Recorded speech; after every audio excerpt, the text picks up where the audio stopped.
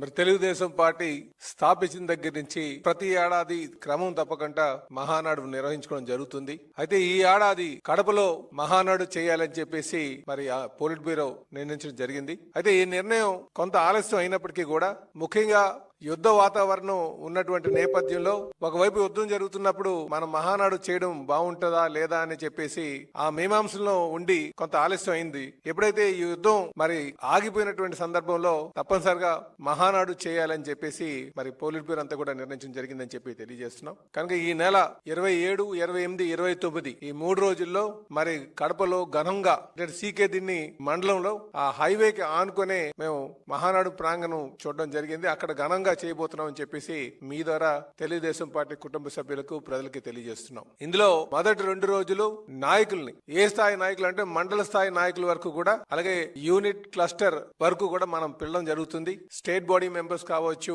Polit bureau members కావచ్చు, అలాగే జిల్లా body members, state body members అందరినీ కలుపుకొని సుమారు 23,000 మందికి మొదటి 2 రోజులు మేము ఆహ్వానిస్తున్నాం. 3వ రోజుకి వచ్చేసరికి గ్రామ స్థాయి అధ్యక్షుల వరకు, గ్రామ కమిటీ వరకు కూడా పిలవడం జరుగుతుంది అని చెప్పేసి ఈ సందర్భంగా తెలియజేస్తున్నాం. అంటే సుమారు 50,000 మందికి ఆ రోజు మీటింగ్ కి ఆహ్వానం పంపడం జరుగుతుందని చెప్పి తెలియజేస్తున్నాం. ఇది కాకుండా ఆ చుట్టుపక్కల ఉన్నటువంటి నియోజకవర్గాల్లో ఈ కుటుంబ సాధికార సారథులు అని చెప్పేసి మేము ఒక కమిటీని వేసుకుంటున్నాం. వాళ్ళందరికీ కూడా ఆహ్వానం పంపడం జరుగుతుందని చెప్పేసి ఈ సందర్భంగా తెలియజేస్తూ మరి ఈ ఏడాది మరి పార్టీ ఆవిర్భవించిన దగ్గర నుంచి కూడా కడపలో మరి ఇంతవరకు మేము చేయలేదు. 2024 ఎలక్షన్ లో కడప జిల్లా వారు బాగా ఆదరించినటువంటి సందర్భం. పార్టీ ఆవిర్భవించినప్పుడు వారు ఆదరించారు, మళ్ళీ ఇప్పుడు ఆదరించారు. కనుక అందరూ కూడా కడపలో ఘనంగా చేయాలి. అంటే కొంతమంది అక్కడ అకామిడేషన్ లేదు ఎలాగా అని చెప్పేసి కొంత డౌట్లు ఎక్స్ప్రెస్ చేసేటప్పటికి కూడా అక్కడే చేయాలని చెప్పేసి నిర్ణయం తీసుకున్నామని చెప్పేసి తెలియజేస్తున్నాం. ఈలోగా కూడా మేము ప్రతి నియోజకవర్గంలో